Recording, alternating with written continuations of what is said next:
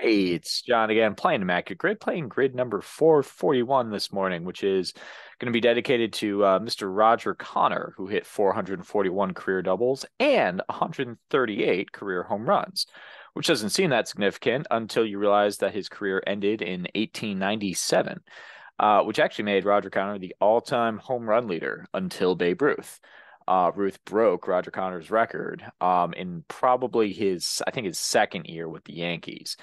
Um, and so some other people with 441 career doubles include Hall of Famers Fred McGriff and Barry Larkin, as well as all-around good guy Michael Young. So lots of people with that number, but I wanted to specifically dedicate it to Roger Connor. I'm wondering if, like, for SEO purposes, get these things more views, if I should like put those players on, but then that might lead people to think that that player is the subject of the video, or that I'm actually going to play that player, which yesterday I could have played that player twice and I messed up both times. But anyway, I don't think I'm going to get Roger Connor in here. I didn't even check just now. I was just looking at his page, but I didn't register which teams he played for, so probably not going to make it. Anyway, I'm going to share the screen. Let's get into it. Let's play. All right, we got that. Got our thing. Ah, that's right. I did the thing. All right, let's do it. Hit and play. Sorry for the little delay there. I don't know, Sabathia. How about him? Grab Vizquel and born outside of the United States. Vizquel also would have worked there. So we'll Roberto Alomar. All right. I guess we'll get Max Scherzer here. Can grab Kevin Brown down here. Let's get Jose Fernandez, RIP. Jose. Um, let's see. Who do I want here? Let's go Vladimir Guerrero Sr. right there. Let's see. Playing shortstop. Do run out of time. Orlando Cabrera and Hanley Ramirez. All right. I think I was just in under a minute. With a score of 106 there. Did I go with the most popular? Edgar Renteria is more popular pick than Hanley Ramirez. He did hit the winning single to score my seventh grade basketball coach, Craig Counsell, in in the 1997 World Series. So he's an earlier Marlin, but he was only there for 3 years. And Hanley put up much better stats and was more recent. So that's a little bit surprising there. So you get Cabrera, Soto. I mean, there's plenty of options there, right? Sabathia was the most. So I had the most popular for Sabathia and Omar Vizquel. That was it. Strasburg, eclipsing Scherzer. And I got Orlando Cabrera in there, which is pretty cool. All right. Hitting stop, refresh, stop share, and do the reshare.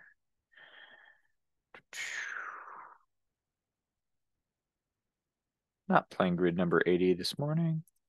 That was a Jeff Bagwell grid. All right, let's see here. Start.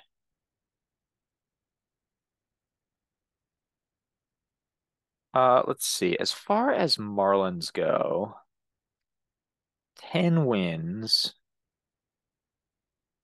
You get like, I don't think there's anyone super obscure. I mean, you get Kevin Brown, Al Leiter, Levon Hernandez, I think. He also worked for the Nationals. Um, slash Expos. I think Bartolo Colon will actually work for the Expos. I want to say he won 10 games in 2002. I'm pretty sure on that one. I remember it was 10 exactly with Cleveland and Montreal.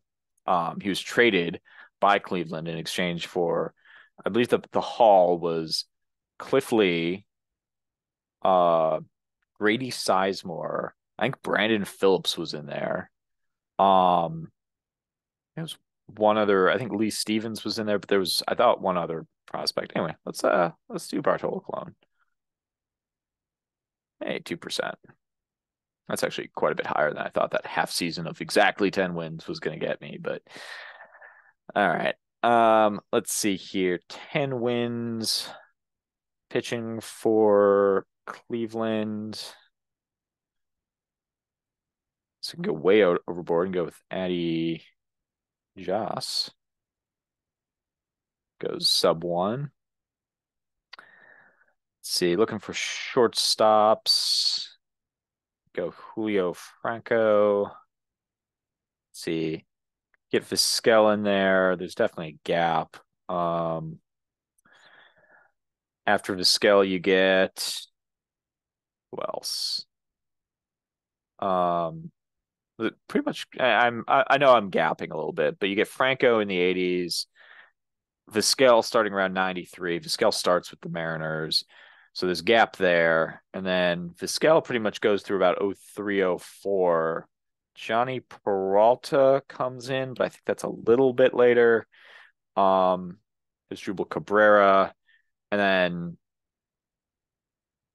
probably another little gap there, and then Francisco Lindor. That's kind of I've pieced together about 40 years of Cleveland shortstops with multiple like 3 to 5 year gaps in between.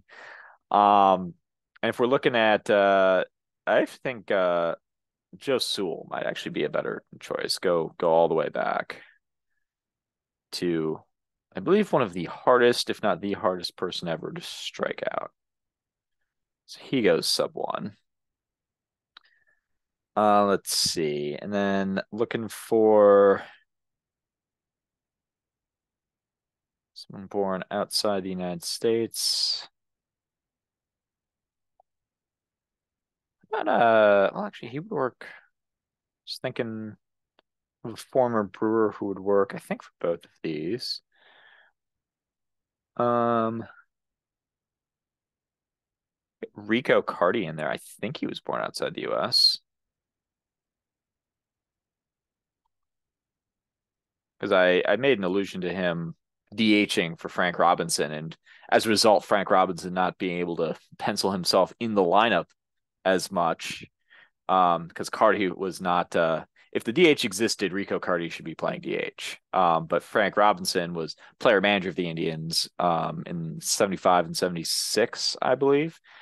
And had Carty in the lineup because Carty was the best hitter on the team and wasn't a very good outfielder. Frank Robinson at that point in his career wasn't going to play the field very much either. But that cost Robinson. Like Robinson, legitimately, for the good of his team, cost himself a chance at 3,000 hits and 600 home runs. So hopefully Carty was born outside the United States, or else this story will be for naught. All right, he gets 0.5. And the Brewer I was alluding to was Ronnie Belliard, who was apparently born in the United States. Oh, I was so sure. That stinks. I should know that. Oh man, that stinks. All right. Oh, let's try to just fill the rest of these in then. How about Spike Owen? Played some shortstop. Um, Really takes the wind out of your sail when you lose that early. But I was pretty sure on Ronnie Bell. Is it Raphael Belliard was born outside? But I mean, Ron Belliard's the one I grew up with, or Ronnie. We called him Ron in when he first came up. Maybe he changed that later on. I don't know. What do you guys think? Al Leiter? Is that going to be any kind of rare? No, takes 7%. Shows how I know my fellow fan. I'm gonna say Craig Counsell made his way to shortstop at some point in his time in Florida. He did not. Wow. He played shortstop a lot. That's a risk I probably was not gonna take. Uh Otherwise. I'll throw Alex Gonzalez on there and take a miserable, miserable score. All right, so we're gonna go on a mission here and find out where Ronnie Belliard was born because it was somewhere in the US.